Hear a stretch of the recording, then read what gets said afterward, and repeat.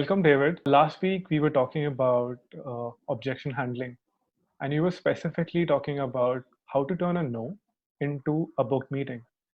And you were also talking about some framework related to it.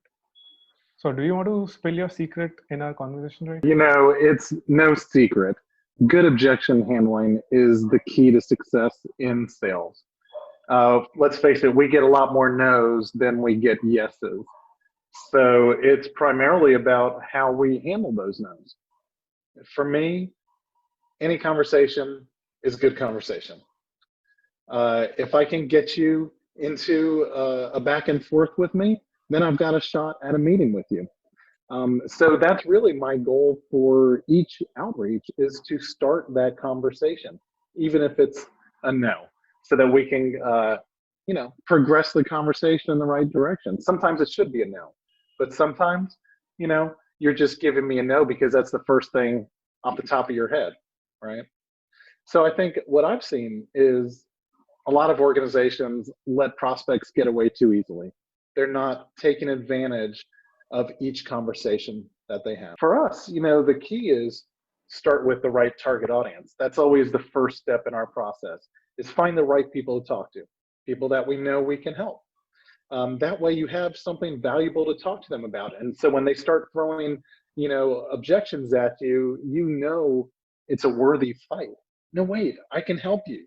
You don't want to let this one get away because you can save them. So we focus on a consistent approach to all of our objection handling.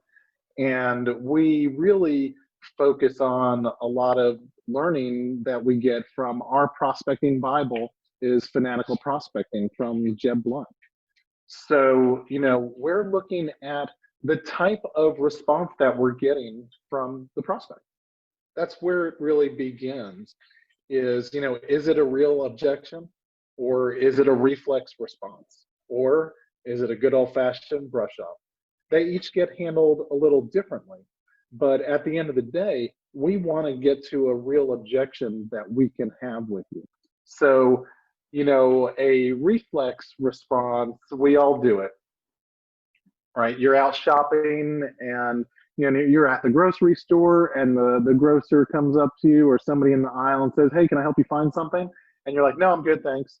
And like, oh man, why didn't I ask him where the canned peas are? I just responded without even thinking about it. We're programmed to say no. And that's a reflex response. And then there's a good old fashioned brush off. A brush off is, just trying to get rid of us, get us off the phone, send me some information. Now's not a good time, right? Those are brush offs. There's no reason behind that response. They're just trying to get rid of us. And frankly, we can't fight a brush off. We need to know the objection. So it takes more digging. You can't just let somebody get away with that brush off. You have to dig down and see if there is a real objection. They're just trying to get rid of us. And frankly, we can't fight a brush off. We need to know the objection. So it takes more digging. You can't just let somebody get away with that brush off. You have to dig down and see if there is a real objection. Okay. A real objection has a why, right? A real objection has a because. Now's not a good time. That's a brush off. Now's not a good time because we just hired somebody that would make that buying decision and they need time to get into the role. That's a real objection. So that's something that I can talk to you about. Or, for us, we might find people that will say, well, we're just not doing that much outbound prospecting right now.